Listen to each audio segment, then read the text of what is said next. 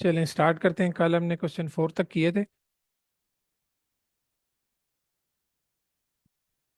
Question 5 जो है वो प्रोबेबिलिटी का है। प्रोबेबिलिटी अभी तक हमने डिस्कस नहीं की, तो इसको हम रहने देते हैं। ये हम नेक्स्ट वीक में अगर किसी दिन हमने अगर क्वांटिटेटिव दोबारा किया तो पहले हम प्रोबेबिलिटी के कुछ बेसिस पढ़ लेंगे और उसके बाद इन क्वेश्चंस को अटेम्प्ट करेंगे।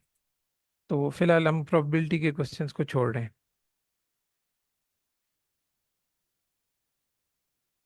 क्वेश्चन नंबर 6 को देखें। अगर कोई समझ के एक्सप्लेन करना चाहे तो फिर एक्सप्लेन करें।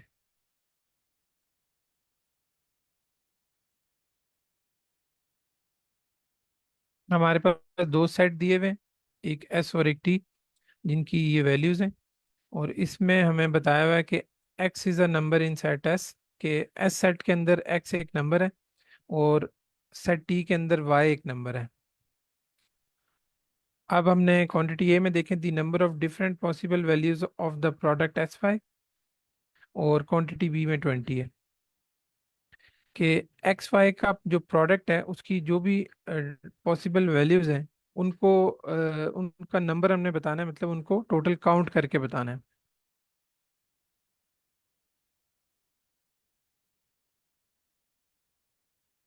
किसी को अगर समझ आ जाए कि इसको किस तरह हम लेके चलें तो वो एक्सप्लेन कर सकता है। अस्सलाम वालेकुम सर। वालेकुम सलाम सर। जी सर, ये हमसे डिफरेंट पॉसिबल वैल्यू मांग रहे हैं ना, जो क्वांटिटी ए में जी हमें सर। दो सेट। जी हाँ, जहाँ तक मुझे समझ आया दो सेट्स गिवन है, तो सर इसके पॉसिबल प्रोडक्ट जो सेट का तरीका है ना, पहले सेट में जो एलिमेंट है वो 1 2 3 4 उसमें है, और इसमें जो है 5 है। तो इन दोनों की वैल्यूज को जब हम मल्टीप्लाई करते हैं तो पॉसिबल प्रोडक्ट तो हमारे पास 20 आएंगे सर। ठीक है। हाँ, और इट मीन कि मैं इसको थोड़ा सा और भी आसान कर देता हूँ कि फॉर एग्जांपल जो सेट एस है, अगर इसकी जो वन है वो सारे एलिमेंट ऑफ टी के साथ आप मल्टीप्लाई करें तो 1 × 2 ये एक प्रोडक्ट बन जाएगा, 1 × 3 ये दूसरा बन जाएगा, 1 × 5 ये इस तरह तीसरा बन जाएगा। तो सेट के रूल्स के मुताबिक इसके 20 इस तरह के पॉसिबल प्रोडक्ट बनते हैं। और यहाँ पे अब क्वांटिटी ए में हमने ये चेक करना होगा सर कि वो जो डिफरेंट प्रोडक्ट्स है वो कितने हैं। उसको सर मैं थोड़ा सा मुझे थोड़ा टाइम दे दीजिए, मैं ट्राई करता हूँ। जी जी कर लें। अभी देखें सेट 1 और सेट 2 में आप अगर उनकी लेंथ देखें ना कि उनमें नंबर ऑफ एलिमेंट्स कितने हैं, तो इसमें 4 हैं और इसमें 5 हैं। तो आप इनकी लेंथ अगर देखें तो सेट 1 की लेंथ 4 है, सेट 5 की लेंथ 5 है। ठीक है। अब इनके प्रोडक्ट्स वो पूछ रहा है एक्स, क्योंकि कोई भी नंबर हो सकता है इन 4 में से, और वाई इन 5 में से कोई भी नंबर हो सकता है। तो इनका हमने प्रोडक्ट, मतलब हर नंबर का फिर हर नंबर से कॉम्बिनेशन या पेयर बना के प्रोडक्ट वो हमने चेक करना है, जिस तरह ये प्रोडक्ट एक्स वाई है। ठीक है। तो हम टोटल जो पॉसिबल इसके कॉम्बिनेशंस बन सकते हैं या पेयर बन सकते हैं, वो आप इन दोनों लेंथ्स को जब आपस में मल्टीप्लाई करेंगे तो वो 20 आ जाएगा। ठीक है। 20 पॉसिबल पेयर्स बनते हैं इन दोनों सेट्स के। अब ये तो टोटल आ गए। इसमें हो सकता है बहुत सारी वैल्यू सेम हो, बहुत सारी डिफरेंट हो। तो हमसे उन्होंने सिर्फ और सिर्फ डिफरेंट पॉसिबल वैल्यूज पूछी हैं इनके प्रोडक्ट्स की। आप प्रोडक्ट के लिए एक अलग सेट बनाएं, उसमें ये 20 वैल्यूज आएंगी। ठीक है। इस तरह कोई भी आंसर आते जाएंगे प्रोडक्ट्स के। उन 20s में से फिर जो सेम वैल्यूज हैं वो अगर आप इग्नोर कर दें तो आपके पास जस्ट डिफरेंट वैल्यूज रह जाएंगी, मतलब यूनिक वैल्यूज। जैसे फॉर एग्जांपल आप इस सेट 1 में देखें कि पहला 1 है। अब 1 को हमने 2 से भी मल्टीप्लाई करके इधर लिखना है, ये 2 आ जाएगा। फिर 1 को 3 से मल्टीप्लाई किया, 3 आ गया। फिर 5 आ जाएगा। इस तरह 8 से मल्टीप्लाई करेंगे, 8 आ जाएगा। और फिर 13 से मल्टीप्लाई किया, 13 आ गया। इसी तरह फिर 4 को लेके चलेंगे, वो इससे आगे हम वैल्यूज लिखेंगे। फिर इसी तरह 7 को लेके और फिर 10 को लेके। लेकिन इसमें कुछ वैल्यूज ऐसी हैं जो सेम आएंगी, मतलब जिनके आंसर सेम आएंगे। जैसे यहाँ पे देख लें कि ये 4 2 ज़ार 8 और 8 1 ज़ार 8, इन दोनों प्रोडक्ट्स का आंसर सेम है। इसी तरह आप कुछ और कॉम्बिनेशन देखें इसमें जिनका आंसर सेम आता है।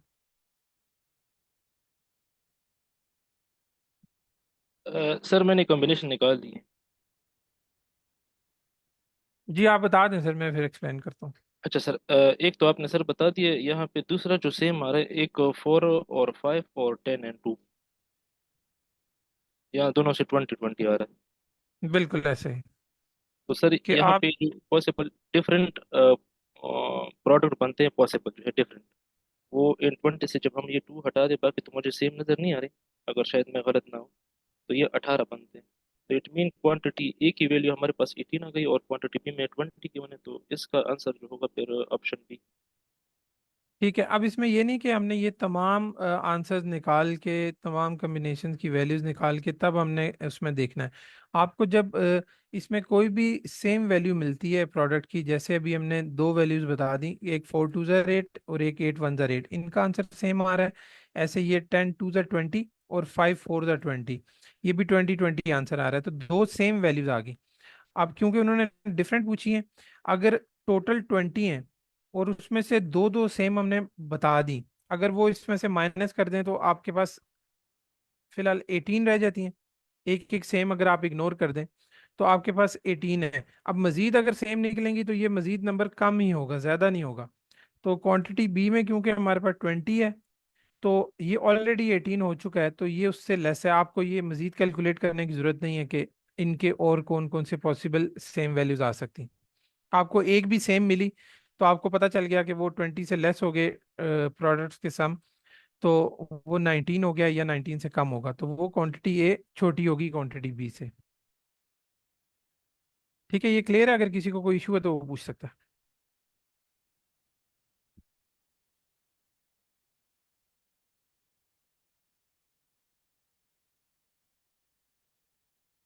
चलें, क्लियर है तो नेक्स्ट क्वेश्चन पे चलते हैं।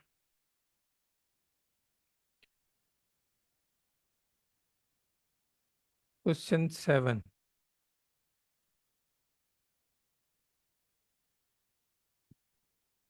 अब मल्टीपल चॉइस आ गई है। हमें एक पाई चार्ट दिया हुआ है और थोड़ा सा डिस्क्रिप्शन पढ़ लेते हैं ये। The graph above shows the distribution of three different flavors of hard candies। कि हमारे पास कैंडीज का एक ग्राफ दिया हुआ है और थ्री डिफरेंट फ्लेवर्स हैं उनके, चेरी, लेमन और लाइम।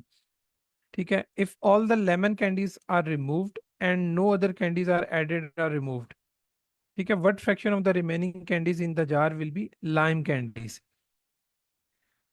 अब हमें चेरी 60% दिया हुआ है, लेमन 15% और लाइम 25%। पाई चार्ट में भी हमें पता है, वैसे परसेंटेज में भी हम 100% में से ही बता रहे होते हैं कि ये पाई चार्ट टोटल 100% है, जिसमें से चेरी 60% है 100 में से, लेमन 15% है और लाइम 25% है। ठीक है, अब उन्होंने कहा कि अगर लेमन कैंडीज इसमें से रिमूव कर दी जाए, लेमन ये है 15%। ठीक है, तो आप अगर लेमन कैंडीज रिमूव कर दें और मजीद कोई कैंडी ऐड या रिमूव ना करें, तो आप बताएं कि लाइम कैंडीज की फिर जो रिमेनिंग परसेंटेज रह जाएगी उसकी फ्रैक्शन क्या बनेगी। मतलब लाइम कैंडीज कितने परसेंट बनेंगी फिर। अभी तो वो 25% है। ठीक है, लेकिन वो इस केस में जब ये टोटल मिला के 100% बन रहा है, लेकिन अब उसमें से जब लेमन निकल गया तो इसकी परसेंटेज चेंज हो जाएगी। वही हमने बतानी है फ्रैक्शन में। तो पहले अगर हम देखें तो ये 25/100 था जो लाइम है जिसका हमने बताना था। अब क्योंकि 100 खत्म होके इसमें से जस्ट 85 रह गया, क्योंकि 15% लेमन निकल चुका है ना टोटल में से, तो टोटल डिक्रीज कर गया, 85 पे आ गया। तो अब हमने बताना है कि ये 25 जो है वो 85 की कितनी परसेंट है, या फ्रैक्शन क्या बनती है, बस जस्ट हमने ये फ्रैक्शन बतानी थी। अब क्योंकि इस फॉर्म में आंसर हमारे पास नहीं है, इसकी हम कुछ कटिंग करेंगे तो हमारे पास इसमें से कोई भी एक आंसर बन जाएगा। ठीक है, 5 के टेबल से इसको काटते हैं 5 बाई तो 17 5/17 बन जाएगा। तो ये यस। ऑप्शन डी इसका आंसर है। ठीक है,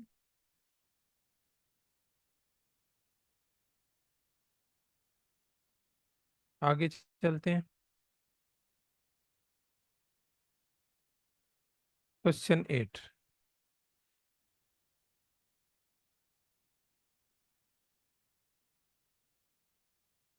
क्वेश्चन 8 को कोई रीड आउट करना चाहे तो रीड आउट कर सकता है। सर मैं रीड कर लूँ? जी जी सर, जरूर। R is a list of 15 consecutive integers and T is a list of 21 consecutive integers. The median of the integer in a list R is equal to the least integer in list T. If the two lists are combined into one list of 36 integers, how many different integers are on the combined list? ये sir ये कह ठीक रहे है, हैं मैं कि जी जी explain करें सर आप।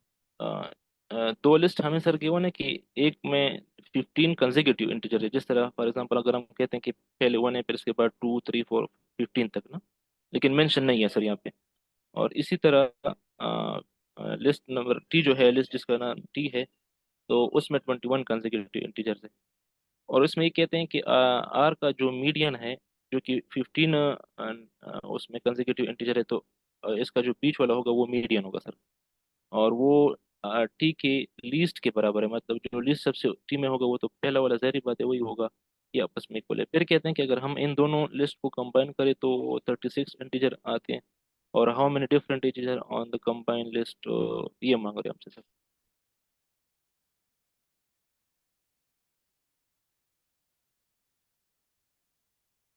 बेसिकली हमें एक आर लिस्ट दी हुई है, एक टी लिस्ट दी हुई है।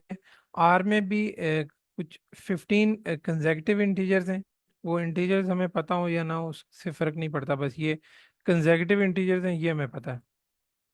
ठीक है, कंसेक्टिव होंगे तो अगर वो 1 से स्टार्ट होंगे तो वो 15 पे एंड होंगे, या किसी भी नंबर से वो स्टार्ट होंगे तो उसमें आप 15 ऐड करते जाएं, तो वो आपके पास एक लिस्ट बन जाती है। कोई भी आप एज्यूम कर लेते हैं, हम ये एज्यूम कर लेते हैं कि 1 से 15 तक है। सर और अगर हम टीज और मेंशन, सॉरी सर जी फॉर सर। डिस्टर्ब, सर वैसे वैल्यू तो मेंशन नहीं है। अगर हम इस तरह इसको एक्स वाई से ले लेके, फॉर एग्जांपल आर में पहली एक्स है फिर दूसरा x+1, इस तरह कर सकते हैं, मतलब जी ऐसे भी एजम्पशन। कर सकते हैं, लेकिन वो थोड़ा समझाने के लिए इजी है ना, कि अगर आप कोई नंबर ले लें।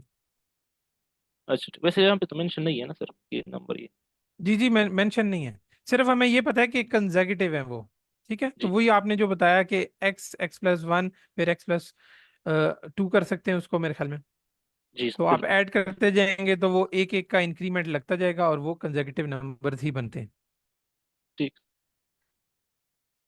ठीक है, अब दूसरी लिस्ट उन्होंने बताई है कि वो 21 कंसेक्यूटिव इंटीजर्स हैं, लेकिन उसके साथ उन्होंने एक और चीज बताई है कि the median of the integer in list R is equal to the least integer in list T. ठीक है, टी में 21 तो हैं टोटल कंसेक्यूटिव नंबर्स।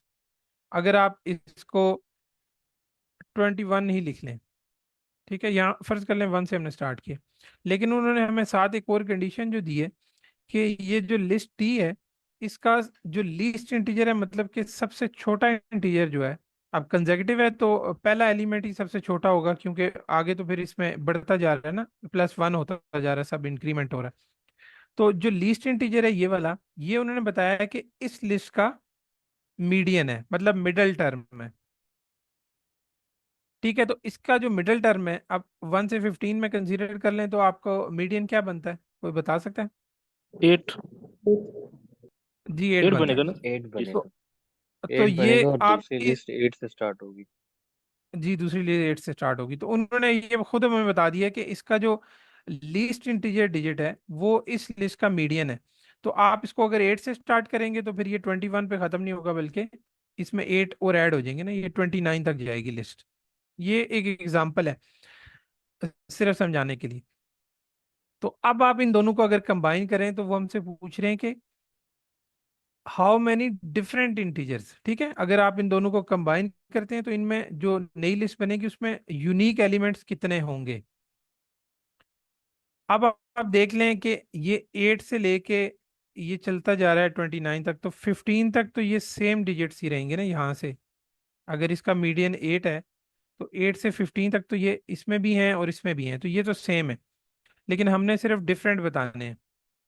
तो आप 15 से मजीद आगे जितने भी हैं 29 तक वो सिर्फ बताएंगे नंबर्स।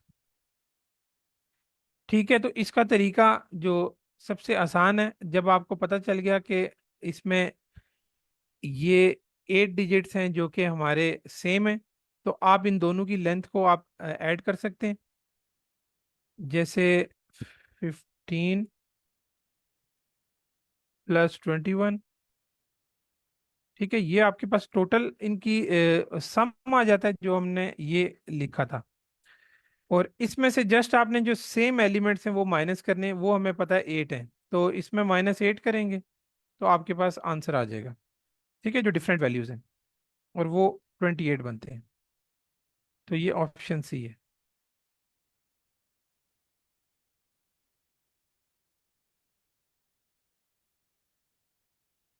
क्लियर है सबको?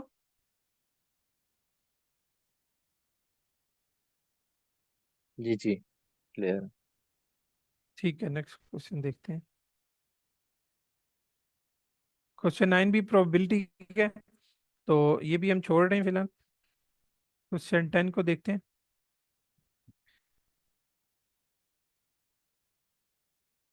In a distribution of 850 different measurements, x centimeters is at the 73rd percentile. If there are 68 measurements in the distribution that are greater than y centimeter but less than x centimeters, then y is approximately at what percentile in the distribution?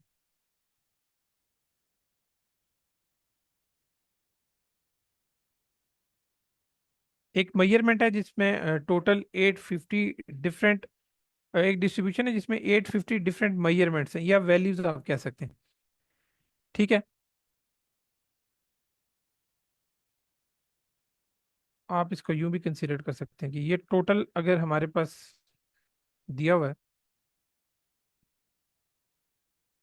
और ये यहाँ से यहाँ तक 850 है। ठीक है, उसमें अब नेक्स्ट इंफॉर्मेशन है कि x centimetre is at the 73rd percentile. जो x सेंटीमीटर है, एक मेजरमेंट जो x सेंटीमीटर है, वो उसकी 73rd परसेंटाइल है। अगर आप उसको कंसीडर कर लें यहाँ पे 73rd। ठीक है, और if there are 68 measurements in the distribution that are greater than y centimetre. अच्छा, ये x था क्योंकि इधर x लिख देते हैं ताकि क्लियर हो। अब if there are 68 measurements in the distribution that are greater than y centimeter but less than x centimeters, then y is approximately at what percentile in the distribution? वो ये कह रहे हैं कि x से x डिस्ट्रीब्यूशन है, इसके अंदर ही वो x से छोटी है और y से बड़ी है। अगर हम यहाँ पे y कहीं भी ले लेते हैं, फर्ज कर लें ये y ले लेते हैं हम, तो उन्होंने बताया कि ये जो डिस्ट्रीब्यूशन है इसकी मेजरमेंट 68 है। ठीक है, अब ये x से छोटी है और y से बड़ी है। ठीक है, that are greater y centimetre but less than x centimetre. तो अब हमने y की जस्ट परसेंटेज बतानी है कि y किस परसेंटाइल पे मौजूद है इस मेजरमेंट में।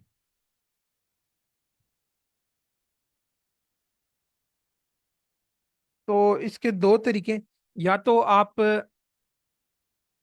एक परसेंटाइल का यूनिट निकाल लें, ठीक है, और 68 पे फिर उसको कैलकुलेट कर लें।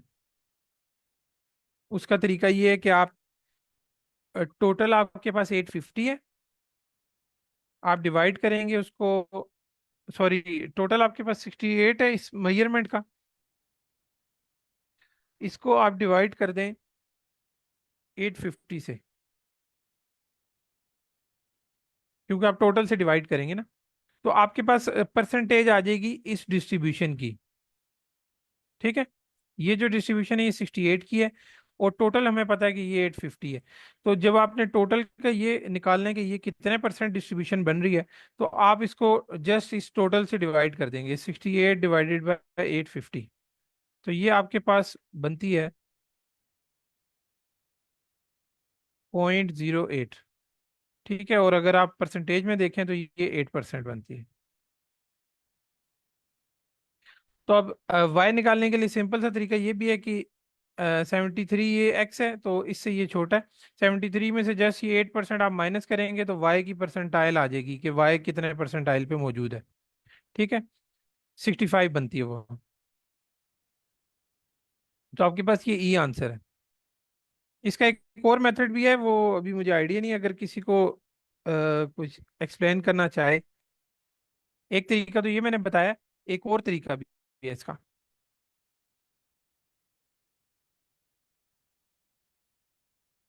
सर माजिद आपको आइडिया होगा।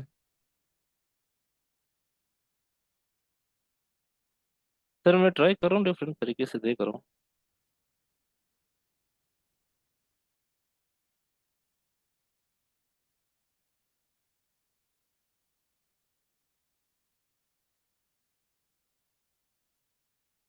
मैंने शॉर्टेस्ट मेथड बताया कि अगर आपके पास एक बड़ी डिस्ट्रीब्यूशन दी हुई है और उसके अंदर अगर आपने एक छोटी डिस्ट्रीब्यूशन की परसेंटेज निकालनी हो, तो जस्ट आप उन डिस्ट्रीब्यूशन को आपस में डिवाइड कर लेते हैं।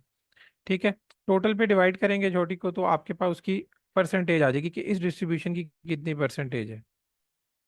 और जब आपने इसका ये स्टार्टिंग पॉइंट निकालना है, तो एंडिंग में से वो परसेंटेज माइनस करेंगे तो आप स्टार्टिंग पॉइंट पे आ जाते हैं, जो कि 8% हमने बताया था। तो वो 65th परसेंटाइल बन जाती है। ठीक है, कोई बता सकता है परसेंटेज और परसेंटाइल में क्या फर्क है?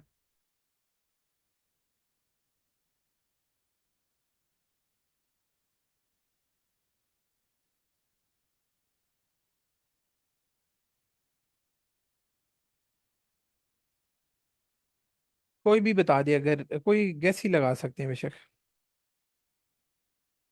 Sir, percentage meaning out of 100 and percentile mean uh, out of the total quantity that is given to us.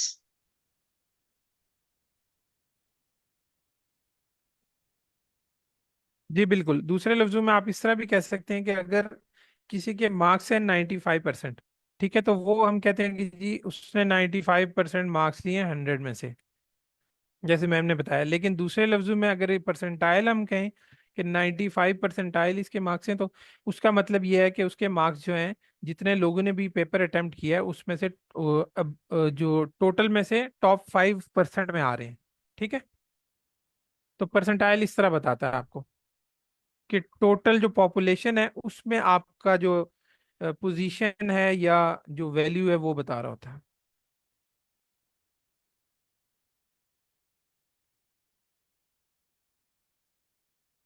Sir Majid आप कोई कैलकुलेशन कर रहे हैं या हम नेक्स्ट पे चलें?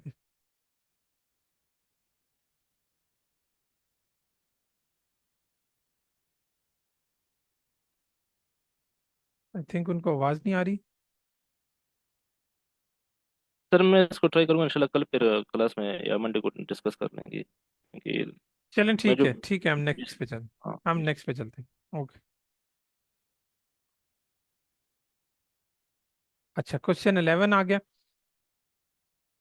Each of the following linear equation defines y as a function of x for all integers x from 1 to 100. For which of the following equations is the standard deviation of the y values corresponding to all x values the greatest? ठीक है, ये linear equations हमें दी हुई हैं options में, और इनके बारे में वो ये कह रहे हैं कि ये y की y फंक्शंस हैं या y की इक्वेशंस हैं इन टर्म्स ऑफ x। ठीक है, और x का उन्होंने वैल्यू हमें बताई है कि x की वैल्यू इसमें 1 से 100 तक ही कंसीडर करनी है। ठीक है, x की कोई भी 1 से 100 तक पॉसिबल वैल्यू हो सकती है, इसको हमने कंसीडर करते हुए आंसर देना है। For which of the following equations is the standard deviation of y values corresponding to the to all the x values the greatest?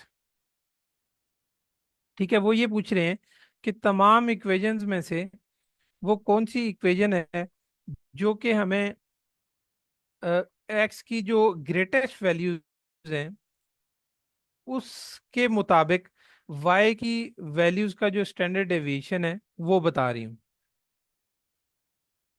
ठीक है, इसमें सबसे आसान तरीका तो ये है कि आप ये वैल्यू अगर पुट करें ना, तो आपको अंदाजा हो जाएगा कि कौन सी इक्वेशन हमें ग्रेटेस्ट वैल्यू दे रही है, क्योंकि ग्रेटेस्ट की बात हुई है। आप एक्स अगर इधर पुट करते हैं, ये 1 से 100 तक है, आप दो तीन वैल्यू ही पुट करेंगे तो आपको अंदाजा हो जाएगा। आप जस्ट वन पुट करें अगर सारू में, यहाँ पे एक्स वन पुट करें 1/3 आता है। ठीक है, यहाँ पे पुट करेंगे तो ये 1/2 + 40 आएगा, जो कि 40.5 आ जाता है। ये 1/3 है, जस्ट ये डायरेक्ट वन आ जाएगा। यहाँ पे वन पुट करते हैं तो ये 52 आएगा। यहाँ वन पुट करते हैं तो ये 3 - 20 आएगा, -17 आ जाएगा। ठीक है। तो इस तरह आपके पास ये y की कुछ वैल्यूज आना शुरू हो गई। इसी तरह आप दूसरी वैल्यू पुट करेंगे, आपके पास y की एक और वैल्यू आएगी, तीसरी वैल्यू पुट करेंगे और वैल्यू आएगी। इस तरह ये आपके पास y की कुछ वैल्यूज आती जाएंगी। अभी हमसे उन्होंने जस्ट ये पूछा है कि कौन सी इक्वेशन उसका स्टैंडर्ड डेविएशन है। ठीक है, is the standard deviation of y values. अगर तो जस्ट y की वैल्यूज पूछी होती तो जो मैं ग्रेटेस्ट y की वैल्यू दे रहा होता हम डायरेक्ट वो बता सकते हैं, लेकिन अभी स्टैंडर्ड डेविएशन पूछा है। तो स्टैंडर्ड डेविएशन के लिए हमें एक तो लीनियर इक्वेशन से हम स्लोप को कंपेयर कर सकते हैं। और इन तमाम इक्वेशंस में अगर आप स्लोप देखें, जो कि हमारे पास एक लीनियर इक्वेशन की फॉर्म थी, ये वाली y = mx + b। ठीक है, ये हम बेसिक कॉन्सेप्ट्स में पढ़ के आए थे। इसमें ये जो m है ये स्लोप होती है बेसिकली लीनियर इक्वेशन की, और ये b को हम कहते थे y इंटरसेप्ट। ठीक है, तो फिलहाल हमें जस्ट ये स्लोप को देखना है। स्लोप से हमें पता चलता है कि उसमें उसका जो वैल्यूज हैं वो y की वैल्यूज जो हैं या y इंटरसेप्ट या y एक्सिस पे जो उसकी वैल्यूज आ रही हैं वो कितनी उसमें कितना चेंज आ रहा है, वो हमें स्लोप बताती है। अब सबसे पहले आप स्लोप देखें। अगर यहाँ पे x के साथ जो है 1/3 है कोफिशिएंट, अगर इस फॉर्म में इस इक्वेशन को देखें तो यहाँ 1/3 है, यहाँ 1/2 है, यहाँ पे जस्ट 1 है, यहाँ पे 2 है और यहाँ पे 3 है। तो ये ई में हमारे पास देखें सबसे मैक्सिमम स्लोप आ रही है। ये मैक्सिमम स्लोप बताने का मकसद ये है कि अगर इसकी स्लोप ज्यादा है तो इसकी जो y की वैल्यूज हैं उसमें भी डिफरेंस ज्यादा होगा। ठीक है, अगर आप इन टर्म्स ऑफ ज्योमेट्री या कोऑर्डिनेट प्लान में मैं आपको इसको एक्सप्लेन करूं। अगर ये कोऑर्डिनेट प्लान है, ये जो वन स्लोप वाली लाइन है, अगर ये यहाँ पे आती है तो ये 3 स्लोप वाली लाइन उसके मुकाबले में यहाँ पे आएगी। ठीक है, इसकी स्लोप ज्यादा है तो ये ज्यादा स्टीप होगी, ज्यादा राइज करेगी। स्लोप ज्यादा होने का मतलब यही होता है कि अगर x की वैल्यू बढ़ा रहे हैं हम तो y की वैल्यू भी बढ़ती जाएगी उसी हिसाब से। अगर स्लोप कम है तो x की वैल्यू ज्यादा बढ़ेगी, y की वैल्यू कम बढ़ेगी, तो वो थोड़ी नीचे हो जाएगी लाइन। जितनी स्लोप बढ़ती जाएगी उतनी लाइन खड़ी होती जाएगी। ठीक है, मैक्सिमम स्लोप पे बिल्कुल लाइन y एक्सिस के पैरेलल हो जाती है। तो इससे ये पता चला कि अगर हमारी x की वैल्यू टोटल ये 5 तक ही है, लेकिन अगर स्लोप ज्यादा है तो वो लाइन यहाँ पे चली जाएगी, 5 पे पहुंचेगी x की वैल्यू पे। लेकिन अगर स्लोप कम है तो वो जस्ट यहाँ पे रहेगी। ठीक है, तो जिस लाइन की स्लोप ज्यादा है उसमें देखें x का चेंज भी ज्यादा है। ठीक है, और स्टैंडर्ड डेविएशन हमें चेंज ही बताता है। ठीक हो गया, ये क्लियर है बात?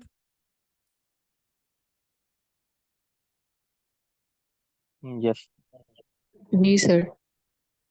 अब स्टैंडर्ड डेविएशन हमें चेंज बताता है तो हमें जस्ट इस इन इक्वेशन से सिर्फ ये देखना है कि जिस लाइन पे स्लोप हमारी ज्यादा है वहां पे y की वैल्यूज में चेंज ज्यादा है। अब चेंज जिसमें सबसे ज्यादा है तो उसका स्टैंडर्ड डेविएशन भी ग्रेटेस्ट है सबसे। तो वो हमारे पास इस ई में बनता है, क्योंकि इसकी स्लोप सबसे ज्यादा है तो इसका y की वैल्यूज में चेंज भी ज्यादा है और स्टैंडर्ड डेविएशन भी मैक्सिमम है। ठीक है, तो इसमें ऑप्शन ई आएगा।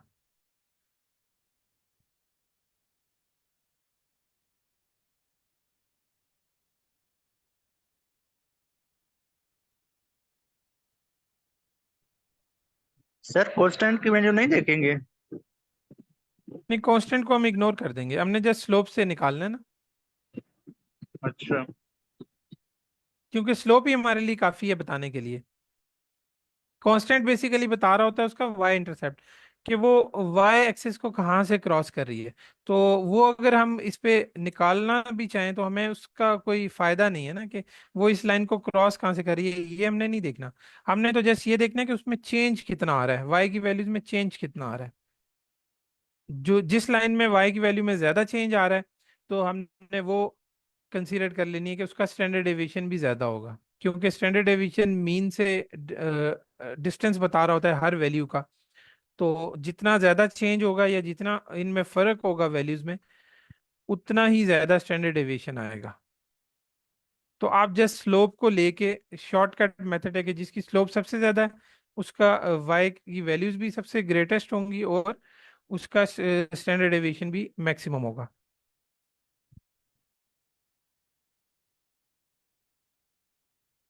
Okay, question number 12। For a certain distribution, the measurement 12.1 to 12.1 is 1.5 standard deviation below the mean, and the measurement 17.5 is 3.0 standard deviation above the mean. ठीक है, what is the mean of the distribution? अब एक distribution के लिए उन्होंने हमें ये बताया कि एक मेजरमेंट है 12.1, वो उसकी स्टैंडर्ड डेविएशन से 1.5 बिलो है, मतलब कम है। और दूसरी मेजरमेंट है 17.5 जो कि उसकी स्टैंडर्ड डेविएशन से 3.0 ज्यादा है। तो आप उसका मीन बता दें। तो इसके लिए हम दो इक्वेशंस बनाएंगे जो इन्फॉर्मेशन हमें ये गिवन है। इसकी अगर हम इक्वेशन बनाना चाहें तो ये हमें ये कह रहे हैं कि 12.1 ये पॉइंट है, 1.5 एस जो है, एस ले लेते हैं स्टैंडर्ड डेविएशन को, या आप कोई भी सिंबल रखना चाहें, लेकिन वो स्टैंडर्ड डेविएशन को बता रहा है, 1.5 स्टैंडर्ड डेविएशन बेसिकली। आगे उन्होंने बताया बिलो द मीन, ये जो 1.5 एस है ये मीन से 1 पॉइंट बिलो है। बिलो का मतलब ये है कि आपने उसमें से माइनस करना है। तो मीन को अगर हम एन एम रखते हैं तो एम माइनस 1.5 एस बनेगी ये इक्वेशन। ठीक है, यूं इसको मैं, ये साइड हिस्सा बनेगी। अब दूसरी इक्वेशन आप में से कोई भी बता दे कि दूसरी इक्वेशन क्या बनेगी। सर दूसरा क्वेश्चन यहाँ पे कह रहे हैं अबव द मीन, तो फिर ये 17.5 इज इक्वल टू m+3 आ जाएगा। जी बिल्कुल। अब उसमें अबव द मीन है तो वो फिर हम उसको ऐड कर देंगे, जस्ट 3.0 एस। ठीक है, स्टैंडर्ड डेविएशन से अबव है। अब हमसे उन्होंने पूछा कि what is the mean of the distribution. अब हमारे पास दो लीनियर इक्वेशंस हैं जिनमें दो वेरिएबल इन्वॉल्व हैं, एक एम है एक एस है, और इसमें भी एम और एस है। और हमसे जस्ट ये एम की वैल्यू पूछी है, मीन की वैल्यू। तो आप इन दोनों को आपस में सॉल्व करके एम की वैल्यू आराम से निकाल सकते हैं। आई थिंक ये सॉल्व करने की जरूरत नहीं है। किसी एक वैल्यू में से आप जब एस की वैल्यू निकाल के वो दूसरे में पुट करेंगे तो आपके पास एम की वैल्यू आ जाएगी। ठीक है, और वो इन ऑप्शंस में से ही एक होगी। और इस क्वेश्चन में उसका आंसर है 13.9। ठीक है, ये आप अपने तौर पे कैलकुलेशन करके सॉल्व कीजिएगा। हम आगे चलते हैं।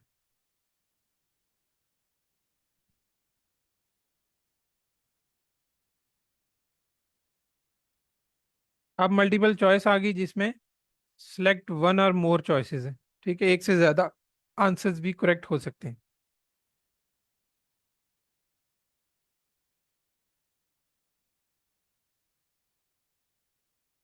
क्वेश्चन 13 जो है, सर माजिद आप पढ़ें ये question. I think Venn diagram से रिलेटेड है, और ये कॉन्सेप्ट भी हमने उस तरह रेगुलर नहीं पढ़ा। तो अगर आप एक्सप्लेन करना चाहें ठीक है, नहीं तो फिर हम इसको भी स्किप कर देंगे, फिर प्रोबेबिलिटी के साथ ही देख लेंगे।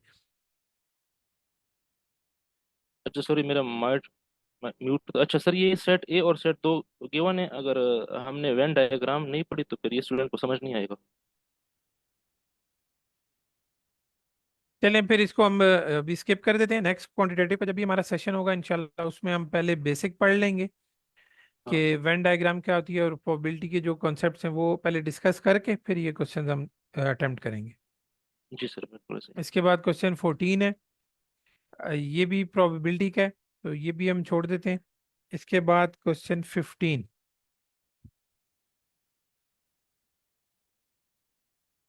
अच्छा ये है क्वेश्चन 15। इसमें हमारे पास टेबल दिया हुआ है 5 most populous cities in the United states. ठीक है, अप्रैल 2000 का ये टेबल है जिसमें सिटीज दी हुई हैं और पॉपुलेशन दी हुई है इन थाउजेंड्स।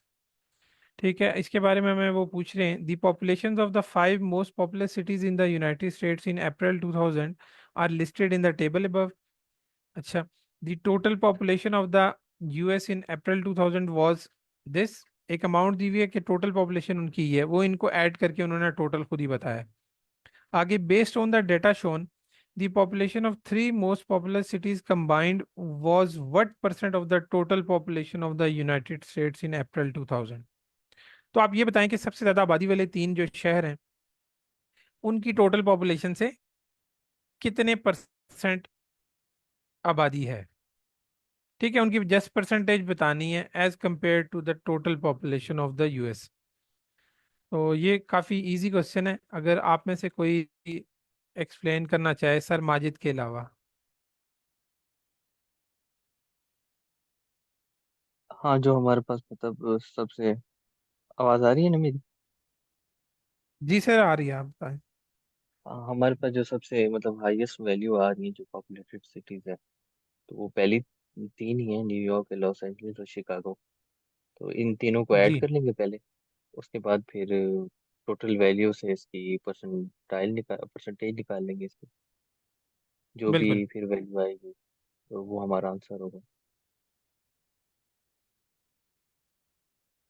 जैसे आपको पता है कि अगर एक 5% चीज़ है तो उसको हम इस तरह लिखते हैं ना, 5/100। तो हमें ये पता होता है कि ये 500 में से हम कंसिडर कर रहे हैं, ये टोटल वैल्यू है। इसी तरह अब हमने अगर इन 3 सिटीज की पॉपुलेशन को टोटल से बताना है तो टोटल हमारे पास ये है। सर इसका और आंसर आ इन तो रहा इन जी सर। है कैलकुलेटर में 5.1923, इस तरह बहुत बड़ी वैल्यू, लेकिन 5.192 इस तरह इसका आंसर आ रहा है। क्योंकि इसमें 3 जो ओवर पॉपुलेटेड है, जो पहले 3 जिस ठीक तरह है। सर ने बता दी, उसको ऐड किया और ये टोटल पे डिवाइड किया 281, तो ये तकरीबन सर 5 पॉइंट। बाकी स्टूडेंट भी फिर खुद चेक कर लें, मेरे पास तो ये आ रहा आपका आंसर ठीक है सर। अच्छा, आप इन दोनों को अगर आप सम करते हैं तो ये आपके पास आता है 14599। ठीक है, आप अगर इसको 5 की जगह लिखें, हम आपने इसकी अब परसेंटेज बतानी है टोटल से। अब एक चीज यहाँ पे देखने वाली है कि ये वैल्यूज आपको दी हुई है इन थाउजेंड्स, ठीक है, और यहाँ जो आपके पास टोटल वैल्यू दी हुई है उसके साथ कोई भी थाउजेंड थाउजेंड मेंशन नहीं है, तो वो एग्जैक्ट वैल्यू है। तो आपने इनको भी या तो एग्जैक्ट वैल्यू में थाउजेंड्स में कन्वर्ट कर लेना है, या आप टोटल को फिर इस सिनेरियो में चेंज कर सकते हैं, थाउजेंड में ला सकते हैं, या तो इसके 3 जीरो आप इग्नोर कर दें, या फिर इनके सम के साथ 3 जीरो लगा दें। कुछ भी कर सकते हैं, तो आंसर एक ही आएगा। ठीक है, अगर आप 3 जीरो लगा देते हैं, ये तो थाउजेंड्स में आ गई वैल्यू। ठीक है, अब टोटल आपके पास है 281,422,000। अब आप अगर इसको डिवाइड करते हैं इससे, तो आपके पास आंसर आ जाएगा कि वो टोटल का कितना परसेंट बनता है इन तीनों सिटीज का, जो कि सर ने बताया। अब इसका आंसर बनेगा आपके पास 0.0518। अभी आगे चलता जाता है, तो आप जस्ट 0.051 को देखें। आप मल्टीप्लाई 100 करेंगे क्योंकि आपको परसेंटेज में आंसर चाहिए, जिस तरह ये परसेंटेज लगी हुई है, तो आपके पास आएगा 5.187 कुछ परसेंट ना। अब आपको आंसर में अप्रोक्सीमेटली देखें, ऐसे। ये एक चीज उन्होंने पूछी हुई है कि बताई हुई है, give your answer to the nearest whole percent. ठीक है, तो आंसर को आपने होल परसेंट में कन्वर्ट करना है। अगर आप यहाँ पे आप 5.87 लिख देते हैं, या आप 5 पॉइंट कुछ भी लिख देते हैं, तो वो आपका आंसर गलत कंसीडर होगा। ठीक है, क्योंकि आपने उनकी इंस्ट्रक्शंस को फॉलो नहीं किया और आंसर सही नहीं दिया। क्योंकि ये एआई से चेक होते हैं हमारे आंसर्स, क्योंकि वहाँ पे पहले से प्री डिफाइंड है आंसर्स। अगर वो एग्जैक्ट आंसर नहीं होगा तो हमारा क्वेश्चन रॉन्ग कंसीडर हो जाता है। तो इसलिए यहाँ पे हमने एग्जैक्ट 5 लिखना है, क्योंकि अगर इसको आप राउंड ऑफ करते हैं नियरेस्ट परसेंटेज पे तो ये 5 आएगा। अगर यहाँ पे 5.9 आ जाता, ठीक है, ये सॉरी जीरो भी है यहाँ पे, 5.0 बनता था, या 5.18 बन जाता है, सॉरी ये 187 था ना, तो ये 5.1 है। अगर 5.9 होता तो ये फिर नियरेस्ट 6% के होता, फिर हम यहाँ पे 6% लेते, ठीक है, वैल्यू। आपने राउंडिंग में या ये जो नियरेस्ट होल परसेंटेज में कन्वर्ट करने के लिए ये चीज़ देखनी है कि वो किस होल वैल्यू के ज़्यादा करीब है। अगर 5.1 है तो वो 5 के करीब है, 5.9 है तो वो 6 के करीब है, तो आप 6 लिखेंगे 5.9 के केस में। तो इस केस में जस्ट 5%। और क्योंकि इस जो आंसर वाला ब्लॉक है इसके बाहर परसेंटेज का साइन भी दिया हुआ है, तो आपने परसेंटेज नहीं लगानी, जस्ट इस आंसर में यहाँ पे जस्ट 5 लिखना है बस, तो ये आपका आंसर आ जाएगा।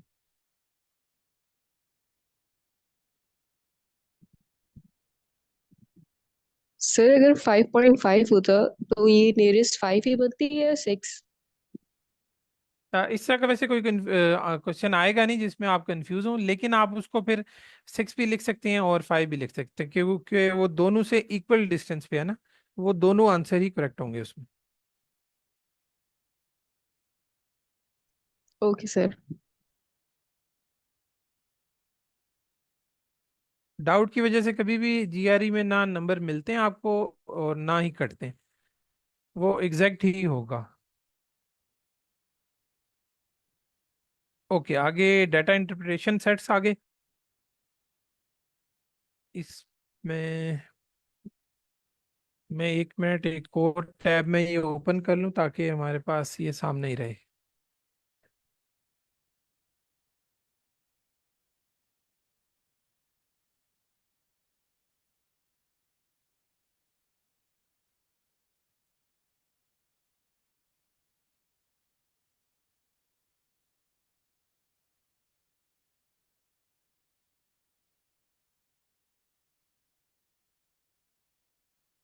सर दोनों शो हो रही हैं क्रोम? नहीं, एक हो रही है, आपको फुल स्क्रीन का ऑप्शन अच्छा जी, देना पड़ेगा। मैं दोबारा करता हूँ।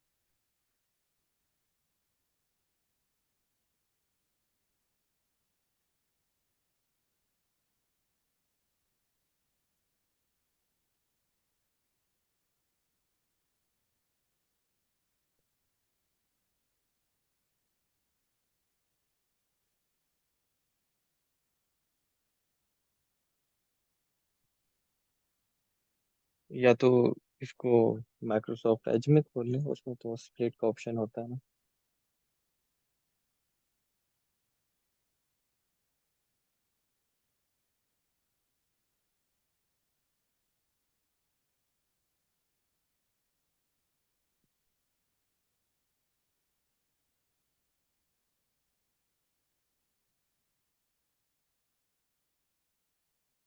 हाँ, अब ठीक है। ओके, अब आप आ रही क्लियर है? है।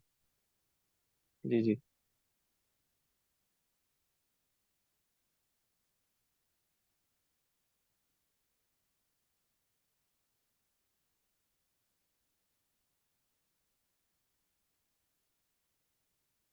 चलें, राइट साइड पे हम उसको ग्राफ को देखेंगे और लेफ्ट साइड वाली टैब में फिर हम क्वेश्चंस को लेके चलेंगे।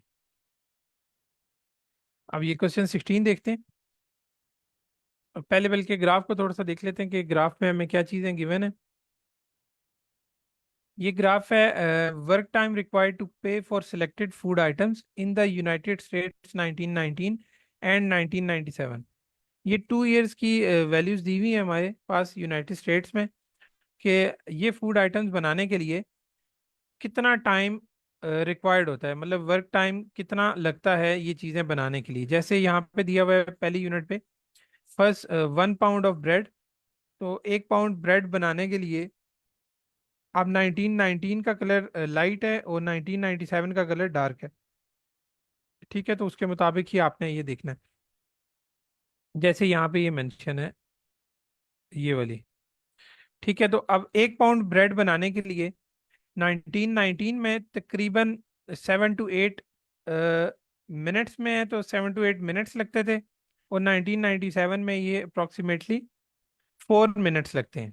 ठीक है, तो इसी तरह बाकी भी चीज़ों के लिए वर्क टाइम दिया हुआ है मिनट्स में, कि दोनों सालों में कितना कितना टाइम लगता था इन चीज़ों को बनाने में। अब क्वेश्चन पढ़ते हैं।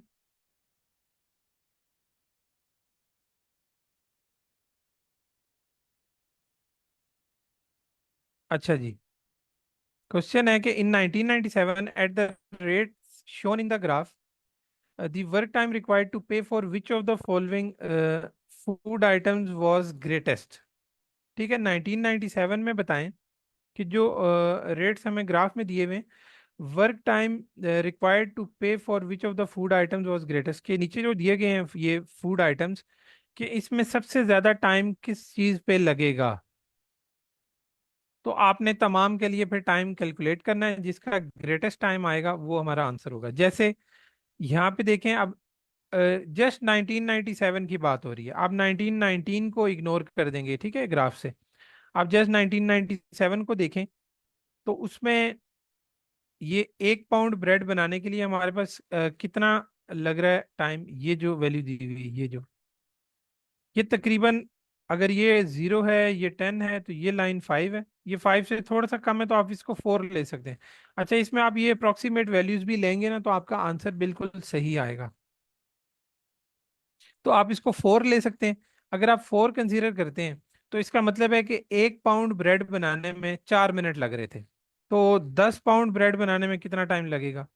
तो 10 को मल्टीप्लाई कर देंगे 4 मिनट से, तो आपके पास 10 पाउंड बनाने का टाइम आ जाएगा, जो कि 40 मिनट्स आ जाएगा। तो ठीक है, 40 है।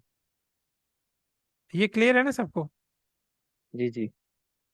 इसी तरह आप देखें, नेक्स्ट में 5 गैलन ऑफ मिल्क को हमने देखना है। तो यहाँ पे हमें बताया हुआ है हाफ गैलन ऑफ मिल्क, और इसकी ये जो वैल्यू है अप्रोक्सीमेट, ये तकरीबन, आप 7 ले सकते हैं, 8 ले सकते हैं।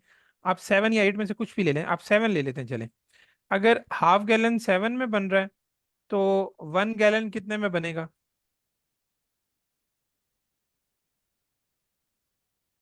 अगर हाफ गैलन बनाने में 7 मिनट लग रहे हैं, तो 1 गैलन बनाने में कितना टाइम लगेगा? 40। 14। ठीक है, तो आपके पास 1 गैलन का टाइम आ गया 14। अब आपको कितने गैलन का टाइम चाहिए?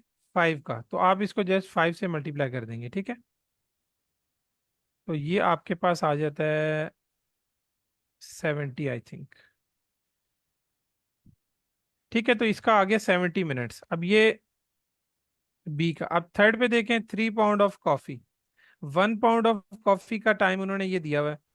ये अप्रोक्सीमेटली आप इसको 17 18 कुछ भी ले सकते हैं। 17 कंसीडर कर लें अगर, हाँ 17 ले लेते। तो 1 पाउंड के लिए 17 है, 3 पाउंड के लिए क्या होगा? तो ये 51 आ जाता है। इसी तरह 20 पाउंड ऑफ शुगर के लिए आप देख लें, 5 पाउंड ऑफ शुगर के लिए एग्जैक्ट वैल्यू उन्होंने 10 दी हुई है, तो 20 के लिए हम इसको 4 से मल्टीप्लाई कर देंगे। ठीक है, तो 10 मल्टीप्लाई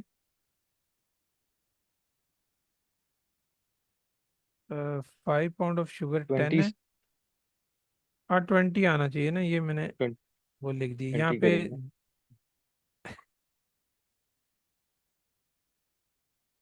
20 मल्टीप्लाई 5, 5 होगा 10 होगा? नहीं नहीं, ऐसे होगा कि 5 पाउंड ऑफ अगर शुगर है 20 ना, आप करेंगे ना, फिर आपको ये वो वन 10 आ। पाउंड शुगर चाहिए। हाँ वो 10 ठीक मिनट्स है, में है ना, तो हमें जी जी। फिर 20 उधर बताया हुआ ना पाउंड। अगर 10 5 पाउंड्स का है, तो इसको जब हम डिवाइड करेंगे 5 से, तो हमारे पास 1 पाउंड की फिगर आ जाएगी। ठीक है, जो कि 5 आती जी है, जी। सॉरी 2 आती है। टू। अगर हम 1 यूनिट लेके चल रहे हैं, जैसा सब में हमने 1 1 यूनिट का निकाला, तो ये आपके पास आंसर आ जाता है 40 मिनट्स। इसी तरह फिर 5 डजन एग्स में देखें, अगर 1 डजन 5 में 5 मिनट में बन रहे हैं, तो 5 डजन बनेंगे, 5 से मल्टीप्लाई हो जाएगा, तो ये 25 मिनट्स में 5 डजन एग्स बनेंगे। अब सबसे ज्यादा टाइम किस में आ रहा है, किस फूड आइटम को बनाने में सबसे ज्यादा टाइम, ग्रेटेस्ट वैल्यू किसकी आ रही है? जो वर्क टाइम रिक्वायर्ड है वो है ये बी। 70 मिनट्स, बी में। बी। तो इसका आंसर बी है। ठीक है, 5 gallon of milk plays value.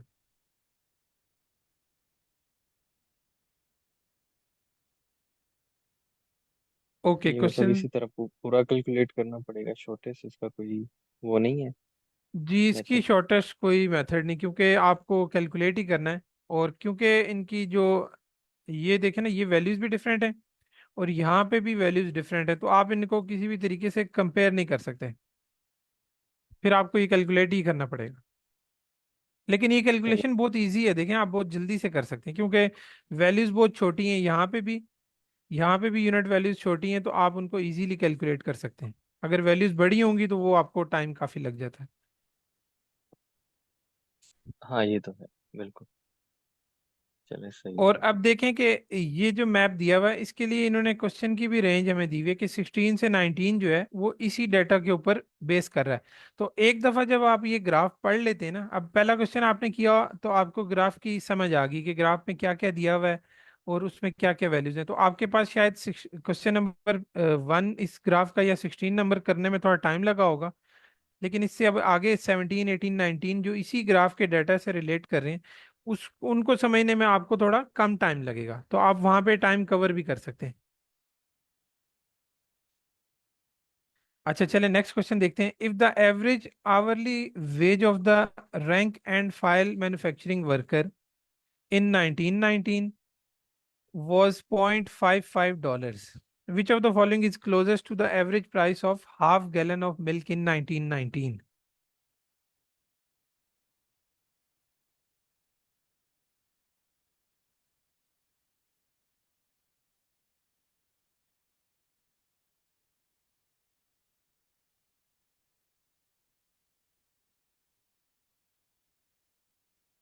अच्छा अब हमें उन्होंने रेट बता दिया, ये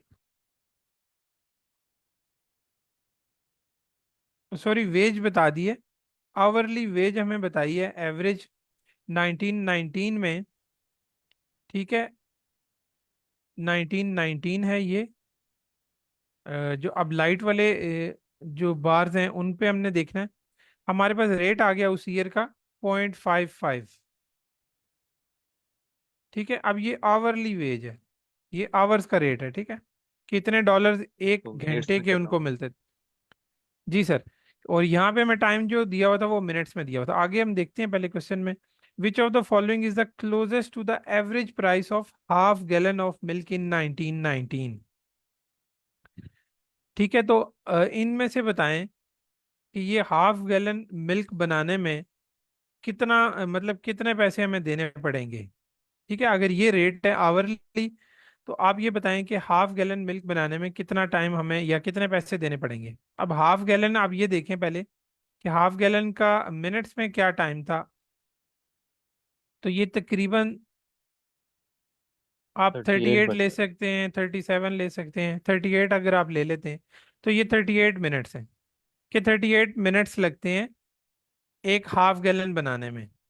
अब ये हमारे पास आवरली रेट है, तो आप इसको या तो मिनट्स के रेट में कन्वर्ट कर लें या फिर अपने मिनट्स को आवर में कन्वर्ट कर लें। तो अगर 38 जो मिनट्स हैं उनको आवर्स में आपने कन्वर्ट करना हो तो आप कैसे करेंगे?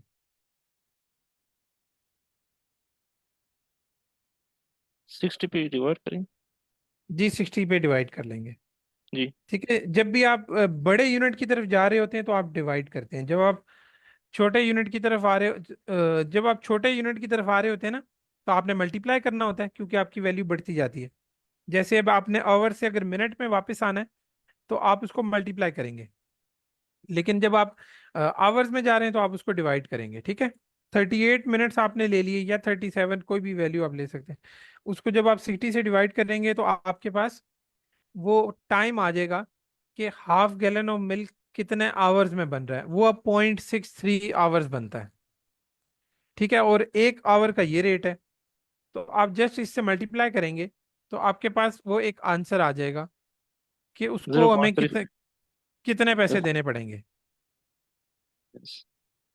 और वो ज़ाहिर है पॉइंट में काफ़ी बड़ी वैल्यू होगी, तो आपने जस्ट क्लोजेस्ट देखनी है, ठीक है, कि वो किस वैल्यू के ज़्यादा क्लोजेस्ट है। तो वो वैल्यू हमारे पास आ रही है 0.348, तो वो तकरीबन इसके सबसे ज़्यादा क्लोजेस्ट है। तो आपके पास ऑप्शन डी इसका आंसर है। ठीक है, ये क्लियर है ना? सर जी इसका सर। शॉर्टेज मेथड भी हो सकता है ना? आपको एक्सप्लेन कर दें अगर आपको कोई मैम पता है। सर लाइक अभी हमारे पास 38 मिनट्स में हमें ये जो हमारा एक प्रोडक्ट है वो बन रही है, राइट? जी जी तो हमें पता है 1 आवर में हमारे पास 60 मिनट्स होते हैं। बिल्कुल। तो हमने इस वैल्यू जो हमारे पास आवरली रेट दिया हुआ है इसको हाफ में डिवाइड कर लिया, और हमने ऑप्शन से देखा तो सबसे जो फर्स्ट पे वैल्यू हमारी ए, ये तो हमारे पास एलिमिनेट हो गई, सेकंड वाली भी एलिमिनेट हो जाएगी क्योंकि हमारे तो आवर कंप्लीट ही नहीं हुआ, जी एंड जो बिल्कुल। लास्ट वाली है क्योंकि हमने 38 मिनट्स वर्क किया है तो 20 तो डॉलर हमें मिल ही नहीं सकती क्योंकि हाफ किया, तो इसका आ रहा है हमारे पास 27.5, राइट। जी बिल्कुल। तो अब हमें देखना है कि 27.5 से थोड़ा सा ऊपर, तो वो 0.35 आ रहा है।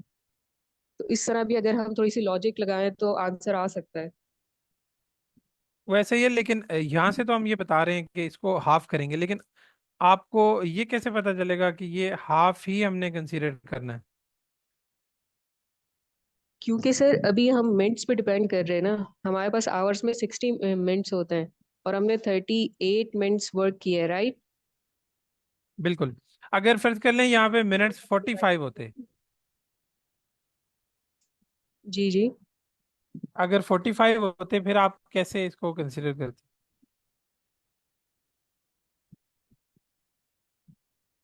मैं सिर्फ इसलिए पूछ रहा हूँ ताकि बाकियों को भी ये क्लियर हो जाए बात। आपको आपने बताया सही है, लेकिन अब 38 के केस में अब उसको आपने हाफ करके कंपेयर कर लिया ना कि वो 30 मिनट्स से करीब है 38।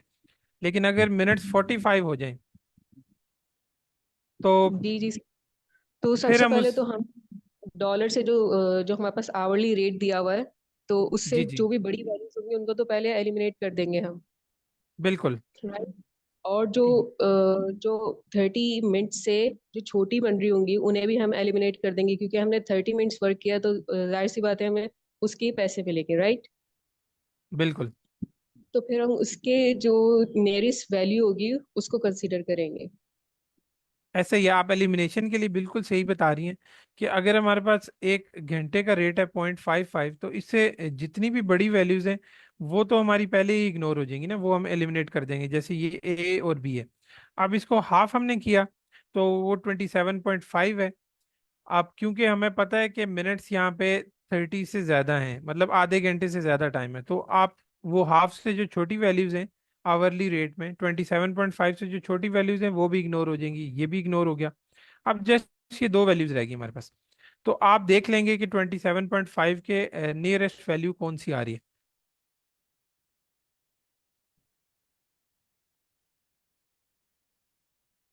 सही है ये भी तरीका। मेरे ख्याल से टाइम उतना ही लगेगा जी वो जो अब पहले हमने आप सॉल्व पे है किया, जल्दी हो कि जाएगा।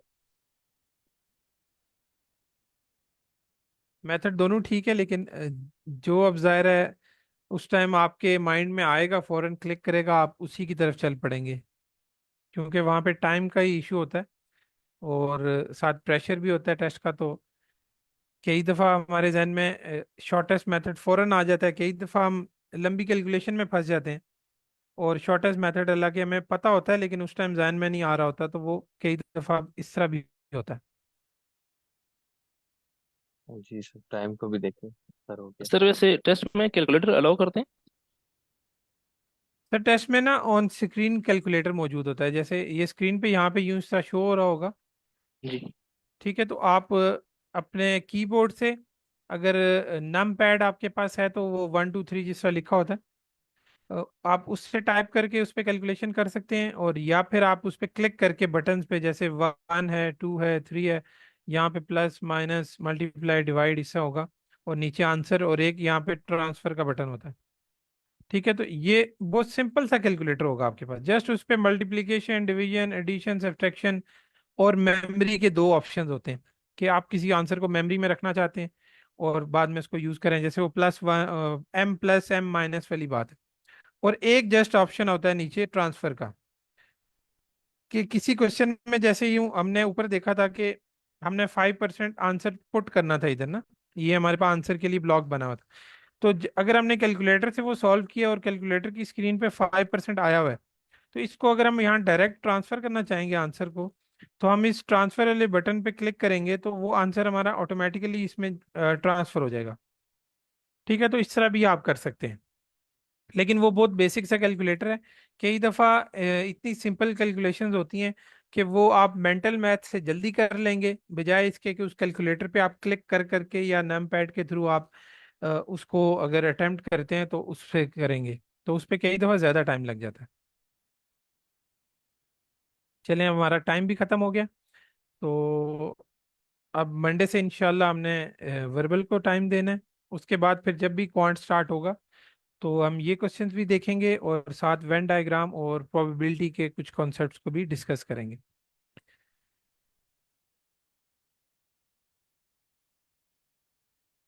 जी चलो ठीक है सर। चलो फिर एंड करते हैं सेशन। ओके सर, अल्लाह हाफिज़ all of you. Allah Hafiz Allah sir. Hafiz. Allah Hafiz sir.